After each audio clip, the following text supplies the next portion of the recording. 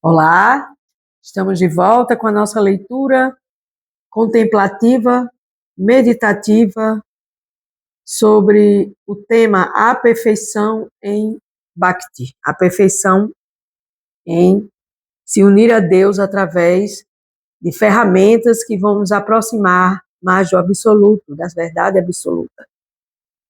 E aproveitando aqui já de início, vamos fazer uma pequena leitura de uma verdade absoluta. A verdade absoluta é aquela verdade que nos leva à compreensão acerca de quem somos nós e também o porquê de estarmos aqui agora nesse corpo material e como devemos buscar esse processo de conscientização do eu superior, que é a alma. Então, a verdade sobre a alma, a verdade sobre o eu superior, em busca do eu supremo, que é a própria verdade absoluta, o Senhor Supremo, Krishna, o todo atrativo, o todo atraente. E nesse processo de compreensão, nós que fomos agraciados com a forma de vida, temos o privilégio de buscar as verdades absolutas e verdadeiras, sem nos contentar com verdades relativas, que hoje podem ser consideradas verdades, mas amanhã deixam de ser, e que ontem também não eram. Então, essa oportunidade de vida que nós temos atualmente é a oportunidade que nós devemos utilizar para que a gente entenda essa verdade absoluta. Porque se nós vamos apenas olhar para o nosso corpo, que antes não existia e tampouco vai deixar de existir brevemente, é uma verdade relativa ao tempo. E o tempo é o próprio Deus, é a própria pessoa suprema. Mahakala, Deus criou o tempo e empregou aqui no mundo material e nos deu esse corpo material para que a gente aprenda sobre essa verdade eterna, essa verdade suprema, que é voltada para a compreensão acerca de Deus, utilizando este corpo material para este objetivo de compreender Deus aqui e agora. Então, quando a gente entende que nós somos alma e que a alma ela é sat, ela é eterna, ela é sit, cheia de conhecimento e que a gente deve usar esse conhecimento para acessar Deus, e ela é cheia de bem-aventuranças. Então, quando a gente acessa esse conhecimento acerca de Deus, a gente se sente bem-aventurado, a gente está em santosha, a gente está trabalhando dentro de nós esse yama, aquilo que é necessário para a nossa evolução. Eu me sinto santosha, eu me sinto feliz em Deus. E aí eu vou abandonar a minha ilusão que eu sou esse corpo e as coisas materiais que me cercam. Então, isso chama-se yama. Yama é uma ferramenta que a gente usa para a evolução espiritual. Então, outro yama importante para nós é você buscar a asteia, que é não se assenhorar das coisas dos outros, você não se apropriar das coisas alheias, e você não se apropriar das suas próprias coisas, porque Deus é o proprietário de tudo. Você é apenas um desfrutador temporário. Então, aqui, neste verso, neste mantra da Sri Isopanishad, que é uma escritura sagrada védica, o Senhor diz: o Senhor controla e possui todas as coisas animadas e inanimadas. Ponto. Estão dentro de todos os universos. Então, quem é o proprietário? Deus, Senhor Supremo, a suprema personalidade de Deus. Então, nesse processo, todos devem aceitar apenas as coisas que lhes são necessárias, que foram reservadas como sua cota, e ninguém deve aceitar outras coisas sabendo bem a quem pertence. Por quê? Porque a cada um é dado segundo vossas obras, já diz Jesus na Bíblia. Tudo é criação de Deus e tudo é propriedade de Deus. O Senhor é proprietário e controlador supremo e por sua graça nos agracia com grandes facilidades, com conforto, com a sua bondade e nos dá para que a gente desfrute aqui deste processo material como uma alma Satchitananda pequenina em busca de Satchitananda maior, que é o próprio Supremo, que é o Senhor Isvara, o Senhor Supremo e proprietário de tudo. Então, a cada um é dado segundo vossas obras. E o que são as obras? São os méritos e os deméritos. É as cotas individuais de cada alma, em cada corpo individual. E assim a gente deve progredir na vida espiritual usando essas facilidades que o Senhor Supremo Isvara nos dá para que a gente cresça espiritualmente.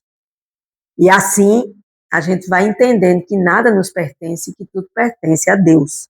Outro yama é brahmacharya, aquele yama que traz o controle sexual, da energia sexual, de não se desvirtuar sexualmente.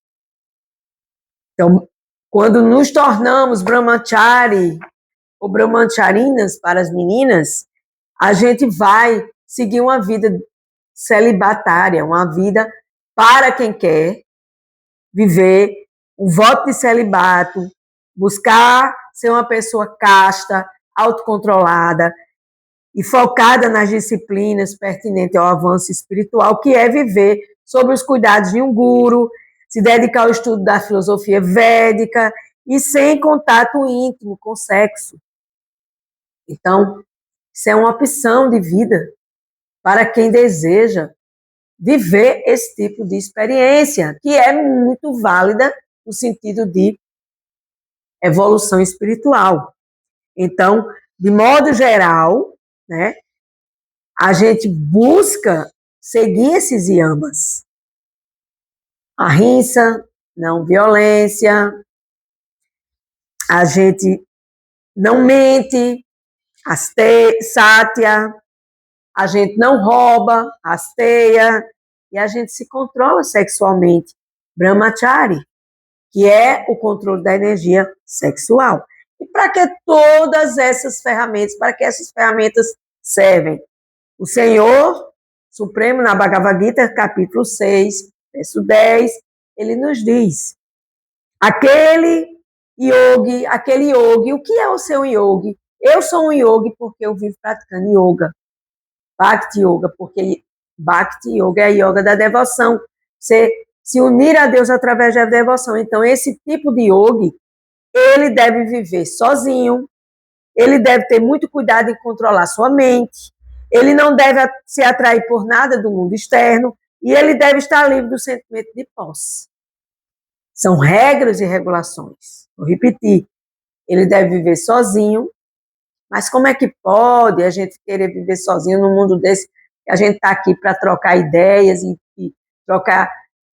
Eu sou uma pessoa que eu moro sozinha, fisicamente falando, apenas na companhia de uma alma e um corpo de um gato. E aí eu vivo a minha vida estudando, eu atendo as pessoas, eu gravo as aulas, eu ofereço para Deus. Então eu vou buscando esse controle da mente e eu vou entendendo que eu não devo me atrair pelas coisas do mundo externo, e sim buscar a minha evolução interna em direção ao Supremo. E aí, nesse processo, eu vou me desapegando, eu vou retirando esses sentimentos de posse que tantos nós temos por tudo, por pessoas, por família, por objetos, por carros, por marcas de roupa. E aí eu vou limpando essa minha mente desses tipos de posses, onde eu uso meus sentidos para me condicionar a estas posses. E aí, nesse sentido, a parigraha é traduzido como não acumular, não se apegar e não ter posses ou ganância. Por quê? Porque isso é importante, minha gente.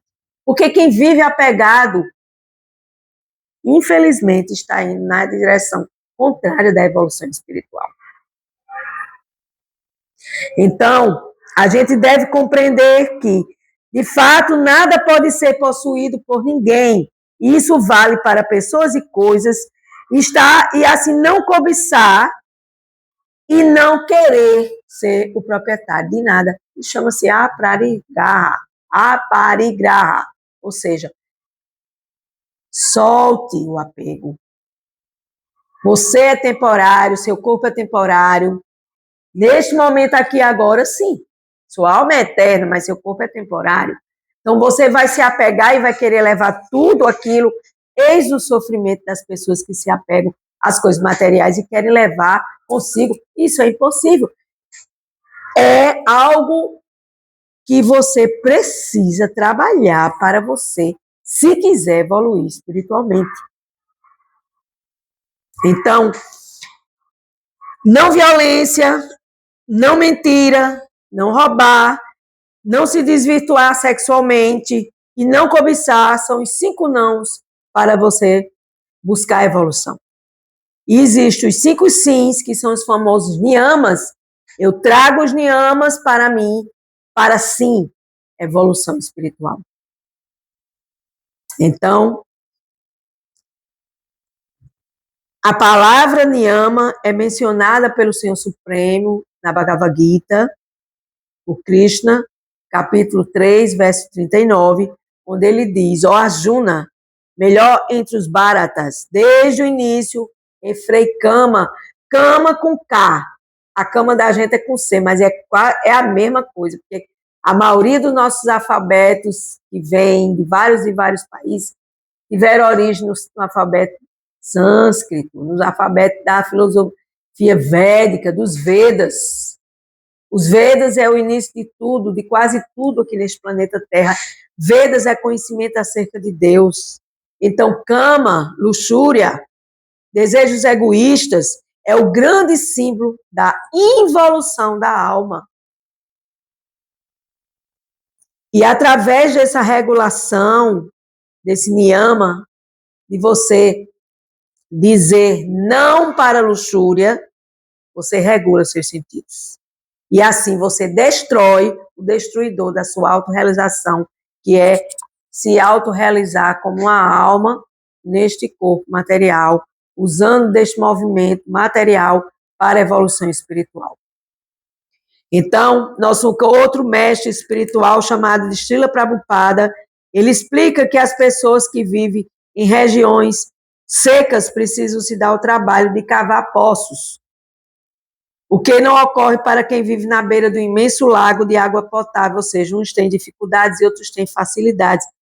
Igualmente, uma pessoa que carece de verdadeira realização transcendental acerca de Deus, do caminho que leva a Deus, tem a tendência de especular e reprimir seus sentidos, ou seja, vai ficar querendo dizer que sabe de alguma coisa e não sabe de nada. Por isso que ela fica especulando mentalmente. E aí vai haver uma repressão dos seus sentidos. Por quê? Porque ela não tem informação de como ter essa informação para ter uma pequena informação para ajudar as pessoas desinformadas, que são aquelas que vivem na ignorância, como todos nós neste planeta Terra, salvo alguns que estão lutando para sair desta escuridão e desta ignorância. Por isso que ao começar o compartilhamento da Bhagavad Gita, existe um mantra. Embora eu tenha nascido neste mundo material, meu mestre espiritual abriu meus olhos com a luz da tocha do conhecimento transcendental. A tal mestre espiritual eu presto minhas humildes e respeitosas reverências.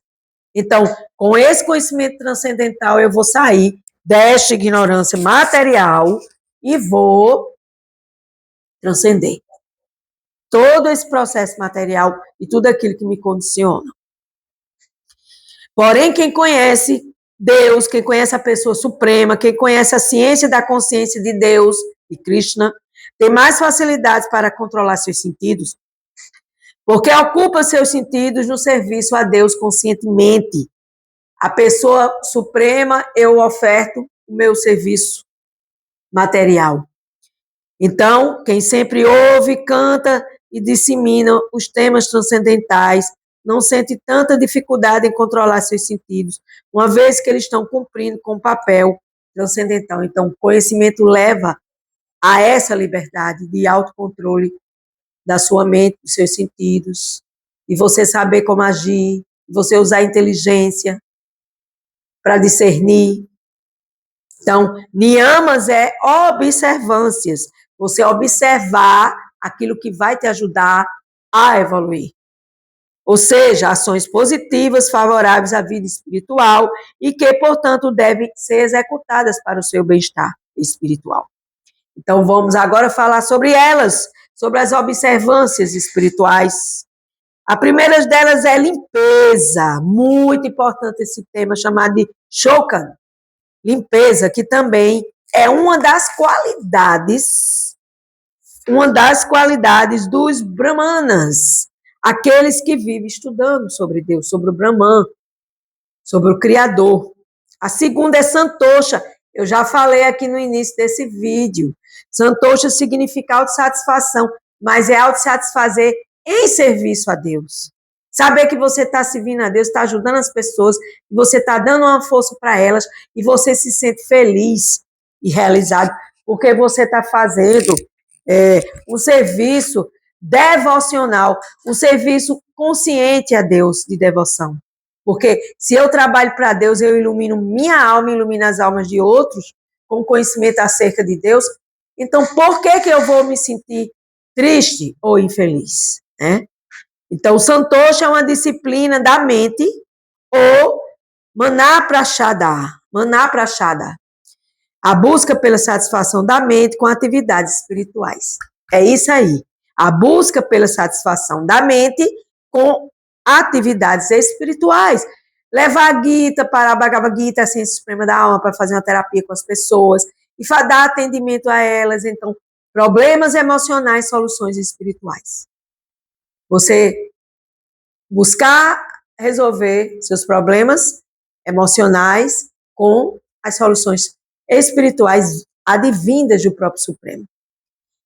Então, é aquilo que realmente satisfaz, é você utilizar sua mente para satisfazer os sentidos de Deus. Você utilizar, sim, Deus tem sentidos que ele é uma pessoa suprema, e nós somos Satchitananda, parecido em Deus em qualidades e diferente em quantidade, porque Deus é infinitamente misericordioso, a gente tenta, de vez em quando, ser misericordioso.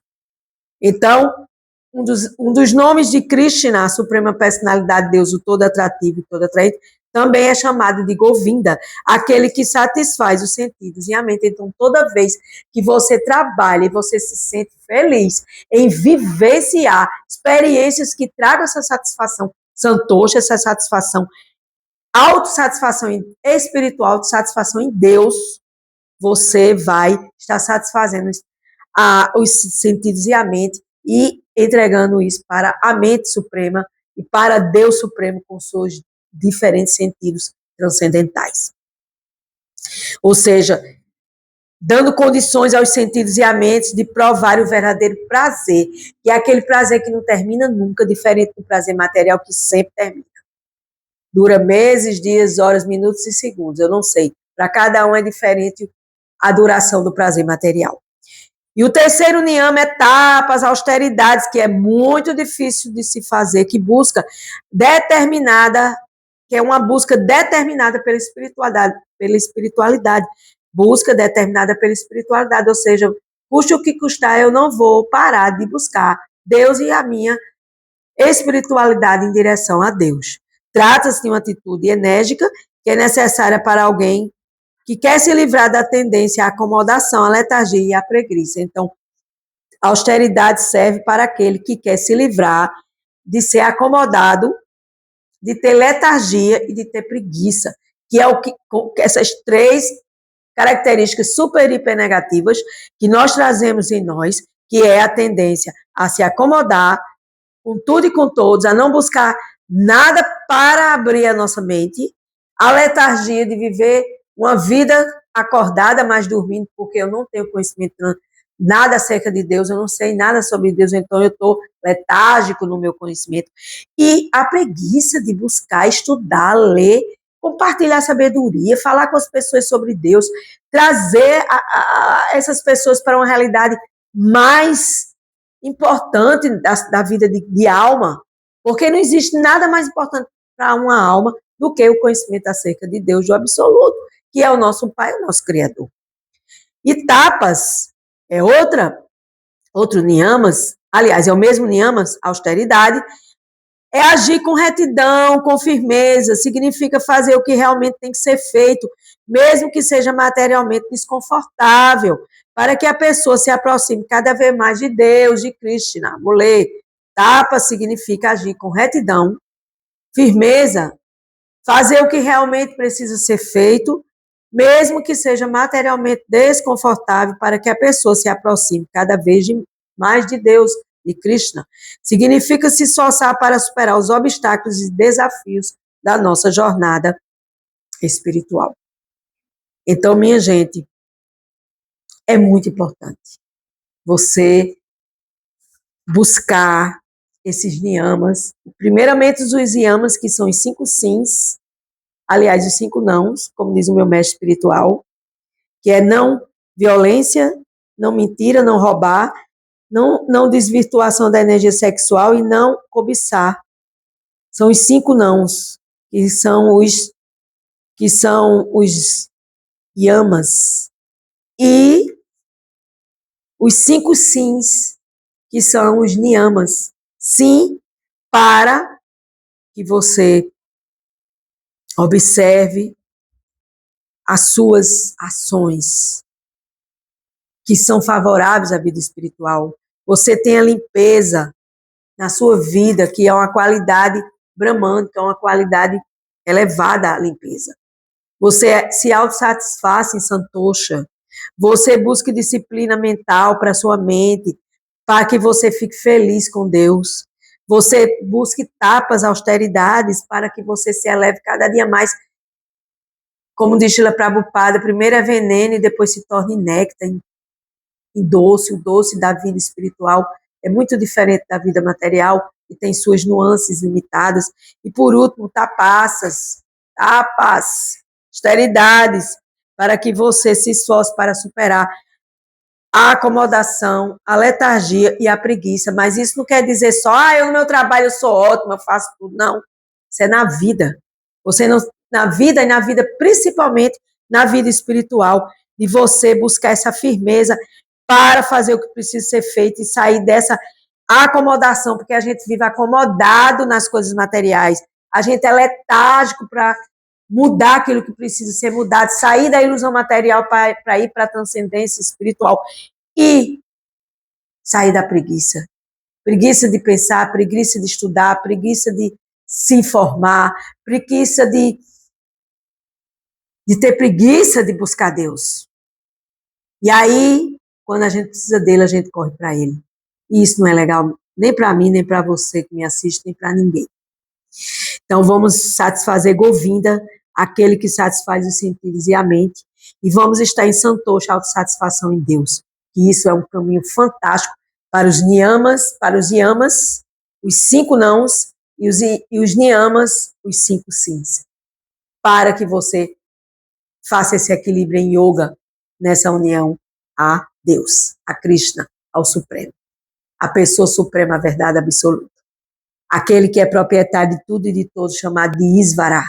Isvara, aquele que controla, observa, testemunha, permite e desfruta. Gratidão.